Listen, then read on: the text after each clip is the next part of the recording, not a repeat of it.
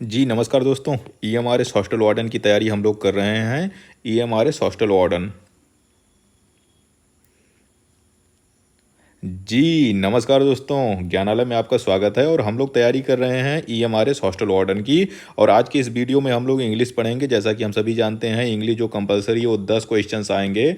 और अगर इंग्लिश को आप रीजनल लैंग्वेज के रूप में भी चुन लेंगे तो 10 और क्वेश्चन हो जाएंगे। तो इस प्रकार 20 क्वेश्चन हो जाएंगे। रीजनल लैंग्वेज में इंग्लिश चूज करना जरूरी नहीं है। आप उसमें जो भी रीजनल लैंग्वेज दिए, आप हिंदी भी ले सकते हैं, इंग्लिश भी ले सकते हैं, या कोई और रीजनल लैंग्वेज ले सकते हैं। लेकिन अगर आप इंग्लिश मीडियम के हैं तो जाहिर सी बात है आप इंग्लिश लेंगे। और अगर आप हिंदी मीडियम के हैं तो जाहिर सी बात है आप हिंदी भी रीजनल लैंग्वेज के रूप में लेंगे। तो जो भी हो, आज हम इस वीडियो में जो है 10 क्वेश्चन इंग्लिश के वो डिस्कस करेंगे जो प्रीवियस ईयर में किसी न किसी एग्जामिनेशन में पूछे गए हैं। और ये ऐसे क्वेश्चन है जो हो सकता है कि ईएमआरएस हॉस्टल वार्डन का जो एग्जाम हो उसमें रिपीट हो जाए। जैसा कि हम सभी लोगों ने सिलेबस पढ़ा है, इंग्लिश में क्या पूछा जाएगा। हिंदी मीडियम के स्टूडेंट्स के लिए ज़रूरी है कि प्रैक्टिस इंग्लिश की ज़्यादा से ज़्यादा कर लें। जैसा कि इंग्लिश वाले जो इंग्लिश जिनकी अच्छी है, जो इंग्लिश मीडियम के स्टूडेंट्स हैं, वो इंग्लिश में अच्छा कर ले जाएंगे, वो 8-9 नंबर आसानी से खींच ले जाएंगे। जैसे आप हिंदी में जो है, अगर आप हिंदी मीडियम के तो हिंदी में अच्छा कर ले जाओगे, वैसे इंग्लिश मीडियम वाला स्टूडेंट्स इंग्लिश में अच्छा कर ले जाएगा। फ़ायदा उसको मिलेगा जो हिंदी और इंग्लिश दोनों में बैलेंस करके सही कर ले जाए। 8-9 हिंदी में भी खींच ले और 8-9 इंग्लिश में भी खींच ले। इस प्रकार से हमें जो है, जो हिंदी मीडियम के, उनको जो है ज़्यादा प्रैक्टिस करने की ज़रूरत है, ज़्यादा इंग्लिश पे ध्यान देने की ज़रूरत है। इस वीडियो में हम लोग आप पहला क्वेश्चन शुरू करते हैं। जैसा कि हम लोग सिलेबस हमने पढ़ा था पहले से, जो इंग्लिश लैंग्वेज का सिलेबस है कंपलसरी पेपर का, जो जनरल इंग्लिश है, उसमें एक पहला जो सिलेबस का टॉपिक है वो है कंप्रीहेंशन। कंप्रीहेंशन से क्वेश्चन आएगा, मतलब उसमें एक पैसेज दिया होगा, एक कविता टाइप का एक पूरा पैसेज होगा जिसका मीनिंग आपको निकालना होगा। मीनिंग निकाल के आपको क्वेश्चन देना हो, उसको सॉल्व करना होगा। तो आज का जो पहला क्वेश्चन है वो है कंप्रीहेंशन से है।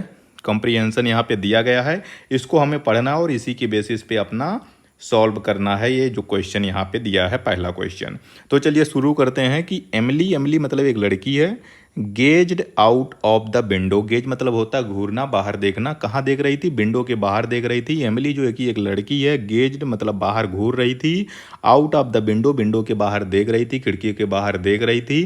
क्या देख रही थी? चलिए वो भी देख लेते हैं। Captivated by the beauty of the sunset. क्या हुआ कि जो इमली थी वो देख रही थी विंडो के बाहर, खिड़की के बाहर देख रही थी। क्या देख रही थी? सन, शाम का समय था, सूरज जो है सनसेट हो रहा था, मतलब डूब रहा था।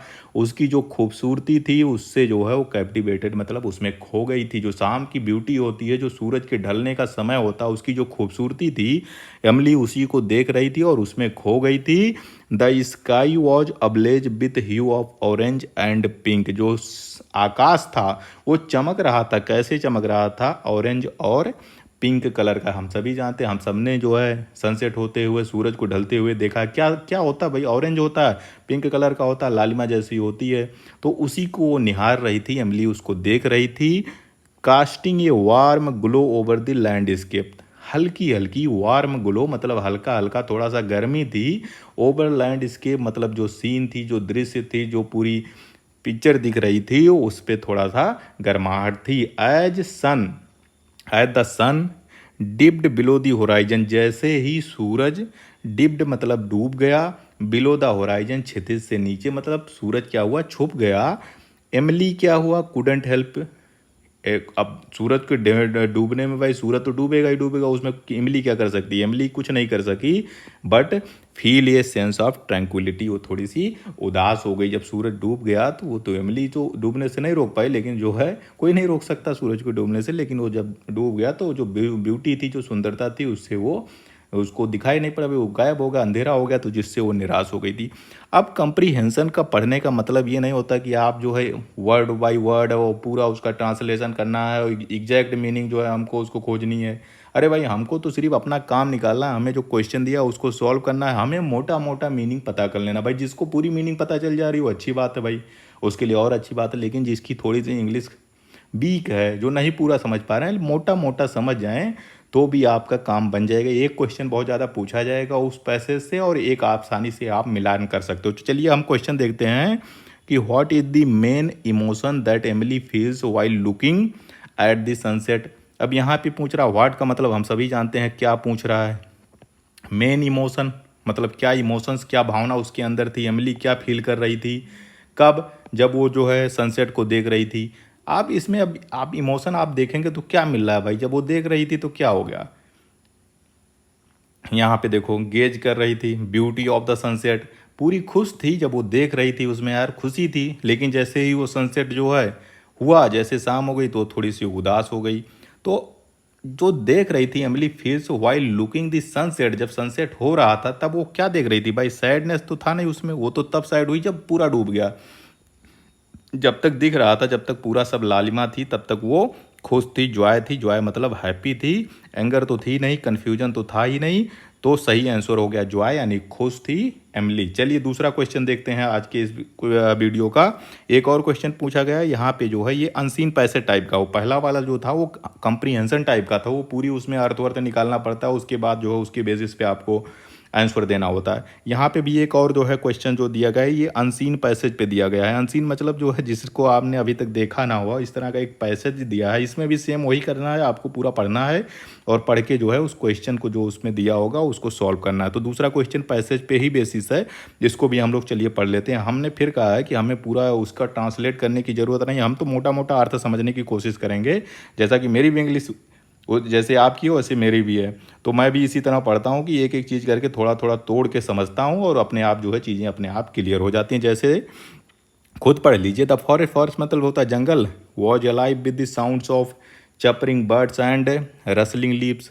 ये कह रहा है कि जो जंगल था वो जिंदा है। कैसे जिंदा है, जो साउंड्स आ रहे थे किसके, चर्पिंग साउंड्स, यानी पक्षियाँ गाना गा रही थी, चिरपराहट कर रही थी। मतलब इसका मतलब होता है चर्पिंग का मतलब होता है बर्ड, जो चिड़िया चहचहाती हैं उस तरह की साउंड आ रही थी। और दूसरा रसलिंग लीव्स, जब पत्तियां आपस में हिलती हैं तो कैसे खरड़ पड़ की आवाज़ होती है। तो जंगल जो था वो जिंदा था, किस रूप में कि जो बर्ड्स थी वो चहचहा रही थी, वो जो है साउंड कर रही थी, गाना गा रही थी, पत्तियां आपस में रगड़ कर रही थी जिससे चरपराहट की आवाज़ आ रही थी। एज सारा सारा एक लड़की है, walked deeper into the woods, ये कह रही है ये स्थिति थी, फॉरेस्ट जो है तो था ही, सारा एक लड़की थी, वो वॉकड मतलब गई, डीपर मतलब और अंदर गई, इनटू द वुड्स, वुड्स का मतलब यहाँ फॉरेस्ट है, फॉरेस्ट के और अंदर सारा गई। She marvelled at the diversity of plant life around her, जब वो जंगल के और अंदर गई तो उसने क्या देखा, उसने मार्बल मतलब होता है उसे बहुत अच्छा लगा, शानदार लगा। क्या डाइवर्सिटी मतलब विविधता, किसका, प्लांट लाइफ का, पौधों का, अराउंड हर उसके चारों तरफ जो पौधों की विविधता थी। जंगल है, जाहिर सी बात है बहुत तरह के होंगे पौधे, होंगे बहुत तरह के प्लांट्स होंगे, फ्लावर्स होंगे, तो उससे बहुत वो खुश हुई जैसे जैसे वो फॉरेस्ट के अंदर और जाती रही। अब फिर क्या देखी, टॉल मतलब लंबा, ओक ट्री मतलब ओक का पेड़ था, रीच्ड फॉर द स्काई इतने लंबे थे कि आसमान को छू रहे थे, वाइल्ड डेलिकेट फर्न्स, जो डेलिकेट फर्न, फर्न भी एक छोटा वो जो हरे हरे होते हैं उसी को फर्न कहते हैं। कारपेटेड, कारपेटेड मतलब बिछी हुई थी, फॉरेस्ट फ्लोर पे जो हरे रंग की होती है ना, अगर कहीं पे बहुत बारिश होती है, किसी बगीचे में चले जाओ, किसी जंगल में चले जाओ तो नीचे हरा हरा कलर का हो जाता, वही फर्न होता। तो ये यही कह रहा है कि ओक ट्री थे, ये इतने लंबे थे कि जो है ये आसमान को छू रहे थे, और जो डेलिकेट मतलब जो मुलायम फर्न थे, फर्न का पौधा था, वो पूरे चादर की तरह, कारपेट की तरह बिछा हुआ था फॉरेस्ट फ्लोर पे। ये gentle breeze carried the scent of wild flowers, एक प्यारी सी ब्रीज मतलब हवा लेके आई, क्या सेंट मतलब खुशबू, वाइल्ड फ्लावर्स की, जंगली फूल की, जंगली फूल की एक थोड़ी सी हल्की सी है ब्रीज चली, ब्रीज मतलब हवा चली, जो कि अपने साथ जो है जो जंगली फ्लावर्स थे, फूल थे, उनकी सुगंध उसमें थी। मेकिंग ये ट्रूली इंचांटिंग एक्सपीरियंस, जो कि एक ऐसा बहुत शानदार अनुभव जो है उससे मिल रहा था। अब हमें इसी पे अपना क्वेश्चन सॉल्व करना है कि what was the atmosphere like in the forest as describe in the passage. ये पूछ रही कि एटमॉस्फियर जो है जंगल का कैसा था। क्वेश्चन यही है कि जंगल का एटमॉस्फियर कैसा था। अगर आप लोगों ने ध्यान से देखा होगा तो कैसा एटमॉस्फियर था, बहुत शानदार था, शांत था, अच्छी सुगंध आ रही थी, हल्की हल्की हवा चल रही थी, यही है। चलिए हम अपना ऑप्शन देख लेते हैं कि ये था साइलेंट एनरी। साइलेंट नहीं था भाई, पक्षियाँ तो चिरपिराट कर रही थी, गाने गा रही थी, लीव्स जो है अपने आप जो है बज रहे थे, तो ये तो पहला ऑप्शन है नहीं। दूसरा है लाउड एंड चौटिक, बहुत तेज तो नहीं था, चौटिक भी नहीं था, मतलब तितर बितर नहीं था, ऐसा कुछ नहीं था, बहुत हल्की हल्की आवाज़ आ रही थी, पक्षियों की आ रही थी और जो पत्ते थे आपस में उनकी आ रही थी। पीसफुल एंड एन्चांटिंग, जी हाँ यही राइट आंसर है। पीसफुल ही था, बहुत काम था, बहुत शानदार था, हल्की हल्की आवाज़ थी और मज़ा आ रहा था। कुल कहने का मतलब यही है। डार्क एंड फॉरबोर्डिंग नहीं था, डार्क तो था ही नहीं, इसमें कहीं पे भी डार्क शब्द आया ही नहीं कि डार्क था। तो हमारा जो आंसर है वो है सी। चलिए हम आज का जो है तीसरा क्वेश्चन देखते हैं। तीसरा question fill in the blank से दिया हुआ, हमें फिल करना है। एग्जाम में जरूर फिल इन द ब्लैंक एक ना एक कुछ ना कुछ आएगा। और फिल इन द ब्लैंक के साथ ये पूछ रहा है आर्टिकल का यूज, ए एन दी का यूज पूछ रहा है। अगर आपको यहाँ पे दिया है कि ए कब यूज होता है, एन कब यूज होता है, द का यूज कैसे होता है और किस में होता है, तो चलिए देख लेते हैं भाई इसमें क्या बात है। अभी अपने आप जो है क्वेश्चन अगर हम पढ़ेंगे तो अपने आप क्लियर हो जाएगा कि हम क्या भरेंगे। The teacher emphasised the importance of, क्या यहाँ पे फिल इन द ब्लैंक है, ग्रामर इन राइटिंग। ये पूछ रहा है कि टीचर ने इम्फेसाइज किया, मतलब अध्यापक ने इम्फेसाइज किया, मतलब जोर डाला, importance of grammar in writing, मतलब राइटिंग करते समय ग्रामर का ध्यान दिया जाए, उसके महत्व पे जो है उस पर जोर देते हुए टीचर ने कहा। तो अब इसमें उसमें उसने एम्फेसाइज किया, तो हमें क्या a grammar, an grammar, the grammar, कौन सा ग्रामर हो जाएगा भाई इसमें बताइए। ये आप लोग बताएंगे, मैं वैसे कमेंट कर दूंगा, मैं कमेंट कर दूंगा लेकिन बाद में करूंगा। ये आप बताइएगा, the teacher emphasise the importance of, क्या grammar a grammar, an grammar, the grammar या नन ग्रामर। तो इसमें ए आएगा, एन ग्रामर आएगा कि द ग्रामर आएगा, आप जो है कमेंट करिएगा। मैं इसको बाद में जो है आपको कमेंट करके बता दूंगा, लेकिन ये आप कमेंट करके बताइएगा, अपने दिमाग से बताइएगा। चलिए चौथा क्वेश्चन देखते हैं। Identify the sentence in the passive voice. अब ये कह रहा है कि इसमें जो 4 सेंटेंस दिए हैं किसमें पैसिव वॉइस यूज हुआ है। 2 तरह के वॉइस होते हैं, वॉइस से जरूर एक क्वेश्चन आएगा। एक तो होता है एक्टिव वॉइस, एक्टिव वॉइस मतलब कान को सीधे पकड़ना, और दूसरा है पैसिव वॉइस मतलब कान को घुमा के पकड़ना। मतलब मैंने खाना खाया, ये एक्टिव वॉइस है, मेरे द्वारा खाना खाया गया, ये पैसिव वॉइस है। तो अगर सीधा कान पकड़ पकड़ रहे हो, अगर सीधी बात कह रहे हो तो एक्टिव वॉइस में समझ लीजिए हो जाएगा, और अगर जो है वही बात जो है घुमा फिरा के कही जा रही है तो समझ जाओ कि ये पैसिव वॉइस है। चलिए पढ़ लेते हैं। पैसिव वॉइस में हमेशा द्वारा या बाई लगा होता है, कहीं ना कहीं अगर बाई एग्जाम उसमें सेंटेंस में दिख जा रहा है तो ये पहचानने का तरीका, अगर सेंटेंस में कहीं बाई मतलब के द्वारा किया जा रहा है, के द्वारा खाया जा रहा है, फलाने द्वारा खाया जा रहा है, फलाने द्वारा किया जा रहा है, तो समझ जाइए कि वो पैसिव वॉइस में है। एक्टिव वॉइस में बाई वाई का यूज नहीं होता है। तो पढ़ लेते हैं। The chef is preparing a delicious meal. जो शेफ था, जो बावर्ची था, वो प्रिपेयरिंग कर रहा था, खाना बना रहा था। डिलीशियस फूड मतलब बढ़िया शानदार, और मील या भोजन पका रहा था। बी हो गया car raised down the highway, car जो है रेस्ट कर रहा था, चल रहा था, हाईवे पे बहुत तेजी से चल रहा था। सी हो गया, सी सी है कि लेटर वॉज मेल्ड बाई सारा। देख लीजिए बाई आ गया, सारा वहाँ भी थी, यहाँ भी सारा आ गई है। सारा ने क्या किया, मेल किया, क्या लेटर किया। तो एक लेटर जो है सारा के द्वारा मेल किया गया, द्वारा आ गया, बाई आ गया, तो समझ जाइए क्या है भाई, पैसिव वॉइस है। तो राइट आंसर आपका सी है। डी आंसर भी पढ़ लेते हैं। डी क्या कहता है कि they will finish the project tomorrow, वो अपना जो है जो उनका प्रोजेक्ट है वो टुमारो यानी कल जो है समाप्त कर लेंगे। तो राइट आंसर है सी, जिसमें बाई का प्रयोग हुआ। बाई से ही हमें पता चल गया कि जो है ये पैसिव वॉइस है। चलिए पांचवा क्वेश्चन देखते हैं कि हुई sentence is the future perfect tense. यहाँ पे टेंस से पूछा जा रहा है, टेंस की पहचान करनी है। फ्यूचर का मतलब है जो भविष्य काल में हो, इसमें तो कोई बात नहीं है, हैं। परफेक्ट का मतलब है चुका, चुके, चुकी, मतलब काम हो चुका है। परफेक्ट तभी कहते हैं भाई जब काम हो जाए, काम कर रहा हूँ, काम करता हूँ, मतलब ये तो चल रहा है भाई। परफेक्ट का मतलब ये है कि जो चीज़ जो काम हो रही हो वो कंप्लीट हो गई हो, पूरी हो गई हो। तो जो जहाँ भी चुका चुकी आ गया, चुका चुकी चुके आ गए, वो परफेक्ट का पहचानने का तरीका। और भविष्य में है या फ्यूचर है, तो फ्यूचर में या विल सेल होगा कहीं ना कहीं, या तो विल होगा या तो सेल लगा होगा सेंटेंस में। गागेगी तभी तो आएगा, बिल मतलब गागे वो होता है, सेल मतलब भी गागेगी होता है। तो चलिए हम लोग पढ़ लेते हैं। ये कह रहा है कि she will bake cookies tomorrow, she will bake cookies tomorrow. ये फ्यूचर में तो है लेकिन परफेक्ट नहीं है। ये कह रही है कि सी बिल वो करेगी, बेक करेगी, क्या करेगी, कुकीज़ मतलब खाना, या कुकीज़ जो होती है खाने वाली चीज़, वो कल बेक करेगी, कल बनाएगी, अभी पूरा बना नहीं चुकी है। चलिए बी देखते हैं। दे हैव आ गया, मतलब ये तो फ्यूचर में तो है ही नहीं। They have visited the museum before, वो पहले भी जो है म्यूजियम को घूम चुके थे। तो हम तो फ्यूचर की बात कर रहे हैं, भविष्य की बात कर रहे हैं। भाई घूम चुके थे तो ठीक है, ख़त्म बात, हमें क्या मतलब है, हम तो चाह रहे हैं कि जो कल घूमोगे उसकी चर्चा कर रहे हैं। सी ऑप्शन पढ़ लीजिए, बाय द नेक्स्ट ईयर, अगले साल। He will have completed his degree, मतलब he will have completed his degree. अब ये भी जो है बिल यहाँ पे भी आ गया। बिल का मतलब है कि फ्यूचर है, एक चीज़ क्लियर हो गई। हैव कंप्लीटेड का मतलब होता है कर चुकेगा। हिज डिग्री, अपनी डिग्री पूरी कर चुकेगा बाय द नेक्स्ट ईयर, मतलब अगले साल तक वह जो है अपनी डिग्री जो है कंप्लीट कर चुका होगा। तो ये क्या हो गया, फ्यूचर परफेक्ट टेंस हो गया। डी इसलिए नहीं होगा कि I am going to the, I am मतलब मैं, आई एम आ गया मतलब प्रेजेंट टेंस है।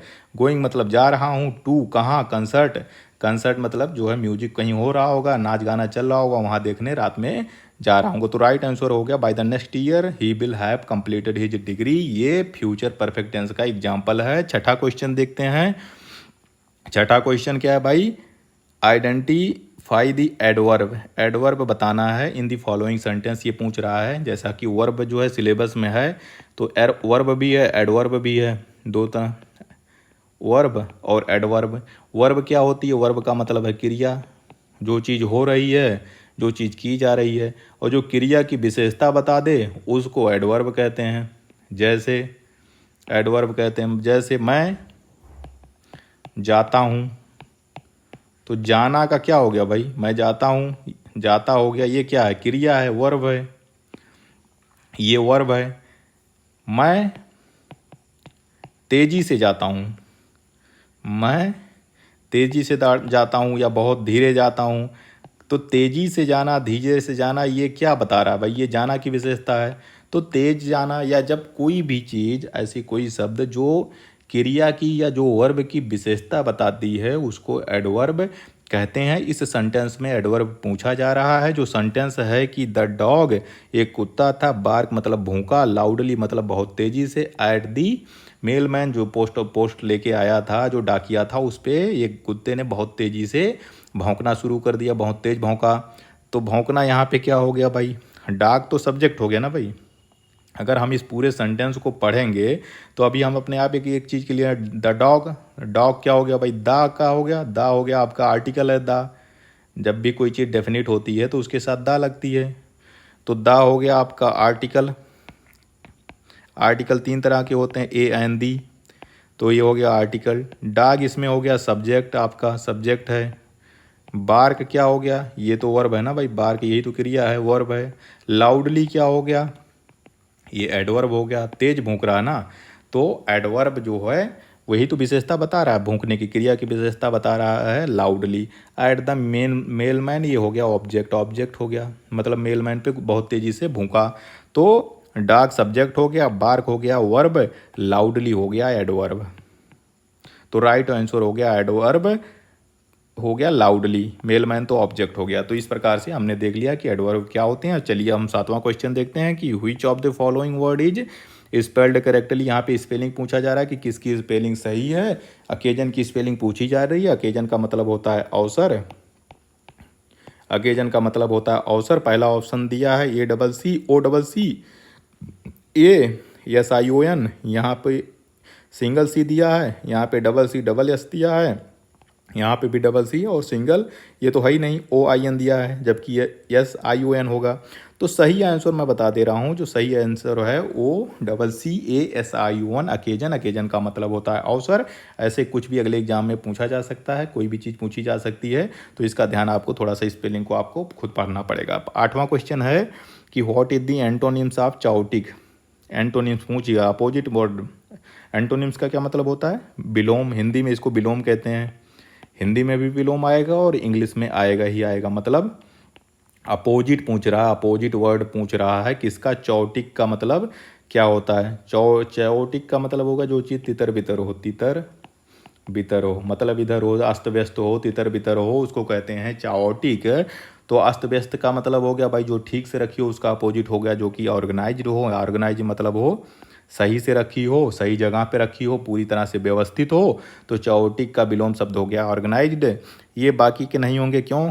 हैफेजार्ड का मतलब होता है संकट या खतरा, तो खतरा यहाँ पे है नहीं कोई चीज़। डिसऑर्डरली का मतलब होता है अस्त व्यस्त, सेम मतलब आएगा। डिसऑर्डर मतलब होता है जो इधर उधर पड़ा हो, बिना किसी ऑर्डर में पड़ा हो, डिसऑर्डरली। तो ये भी नहीं होगा। तो होगा क्या भाई? कन्फ्यूज। कन्फ्यूज का मतलब हो गया भाई दिमाग काम नहीं कर रहा है। तो एंटोनिम से चाओटिक का मतलब होता है तितर बितर या अस्त व्यस्त, जिसका अपोजिट शब्द होगा ऑर्गेनाइज। ऑर्गेनाइज का मतलब हो गया सही तरीके से रखा हुआ या सही तरीके से, व्यवस्थित तरीके से। 9वां क्वेश्चन है कि what is the synonyms of accelerating. यहाँ पे सिनोनिम्स पूछ लिया, समानार्थी या पर्यायवाची शब्द पूछ लिया, ठीक है, कोई बात नहीं। अब एक्सेलरेटिंग का क्या मतलब होता है? एक्सेलरेटिंग का मतलब होता है शानदार। शानदार यानी बहुत अच्छी चीज़ है, बहुत बढ़िया चीज़ हो, जिसमें खूब मज़ा आ रहा हो, उसको कहते हैं एक्सेलरेटिंग। और बोरिंग तो होगा नहीं, सिनोनिम्स पूछ रहा है, मतलब एक्सेलरेटिंग मतलब जिसमें खूब मौज आ रही है, खूब मज़ा लिया जा रहा है। तो बोरिंग का मतलब तो नीरस हो गया ना, जिसमें मज़ा ही ना आ रहा हो। थ्रिलिंग, हाँ, कहते नहीं भाई बहुत थ्रिलिंग मूवी है, थ्रिलर है, थ्रिलर सस्पेंस थ्रिलर। थ्रिलर मतलब ये होता है कि एक्सेलरेटिंग या शानदार है, बहुत ही मज़ेदार मूवी है, बहुत ही चौंकाने वाली, मज़ा आ रहा है कुल कहने का मतलब तो थ्रिलिंग हो गया। एक्सेलरेटिंग का जो सिनोनिम्स है वो है थ्रिलिंग। मोनोटोनस का मतलब होता है नीरस, बोरिंग एक चीज़ हो गई। डिप्रेसिंग का मतलब भी हो गया जिसमें कोई मज़ा ना आ रहा हो, जिसमें जो है बोरिंग हो रही हो, वो चीज़ आ गई। चलिए अब हम लोग देखते हैं भैया आज की इस वीडियो का अंतिम क्वेश्चन। 10 क्वेश्चन जैसा कि हम सभी जाने हैं 10 ही पूछे जाएंगे, तो हम लोग ये पढ़ लेते हैं। लास्ट क्वेश्चन आज की इस वीडियो का कि what does the idiom. Idiom पूछे जाएंगी। ब्रेक ए लेग, ब्रेक ए लेग मतलब किसी का एक पैर तोड़ दीजिए, है ना। तो इसका इडियम से पूछा जा रहा है, फ्रेज पूछा जा रहा है। तो फ्रेज में जो चीज़ लिखी होती है, जो उसका मीनिंग होता है, वो तो होता ही नहीं। फ्रेज तो वो चीज़ होती है कि भाई जो लिखा होता है उससे अलग कोई मतलब निकलता है, इसीलिए तो इडियम्स कहते हैं, इसीलिए तो फ्रेज कहते हैं। ये हिंदी में इसको लोकोक्ति, मुहावरे कहते हैं। जो चीज़ लिखी होती है वो तो होती नहीं है, जो चीज़ उसमें छुपा होता है वही तो होता है भाई। तो चलिए, ब्रेक ए लेग का मतलब पैर तोड़ना थोड़ी ना है। इसका मतलब है, पहला ऑप्शन देख लीजिए, to injure oneself seriously, किसी को भाई गंभीर रूप से घायल कर दीजिए, अरे नहीं भैया। B, to wish someone good luck specially before ये परफॉर्मेंस, जी हाँ, राइट आंसर यही है। लेकिन हम सी भी देख लेते हैं, टू सक्सीड एफर्टलेसली, मतलब सक्सीड हो जाना, बिना प्रयास के सफल हो जाना, ये भी नहीं मतलब है। टू टेक रिस्क, ये भी इसका कोई मतलब नहीं है। तो ब्रेक ये लेग का मतलब होता है कि भैया जाके ऐसा परफॉर्मेंस दो कि मंच तोड़ दो, मंच हिला दो, मंच हिला दो, मंच तोड़ दो। इसका मतलब थोड़ी ना होता जो स्टेज बना उसको तोड़ दोगे। इसका मतलब होता है कि ऐसा शानदार ज़बरदस्त परफॉर्मेंस दीजिए कि जो है जितने ऑडियंस हो सब ताली बजाएं और मज़ा कर दो आप। तो यही चीज़ है कि विश मतलब किसी को विश करना, मतलब उसको कहना, समवन को गुड लक कहना, विश करना। स्पेशली जब वो कोई परफॉर्मेंस देने जा रहा है, स्टेज पे जाने वाला हो, कोई भाषण देने वाला हो, नाटक करने वाला हो, गाना गाने वाला हो, डांस करने वाला, तो उसको गुड लक बोलना ही ब्रेक अ लक उसका मतलब होता है। आज का इस वीडियो में हम लोग 10 क्वेश्चन इंग्लिश के देख लिए। अगर वीडियो आप लोगों को अच्छा लगा हो तो प्लीज़ लाइक शेयर सब्सक्राइब कर दीजिएगा। अगले वीडियो में हम लोग और 10 क्वेश्चन देखेंगे।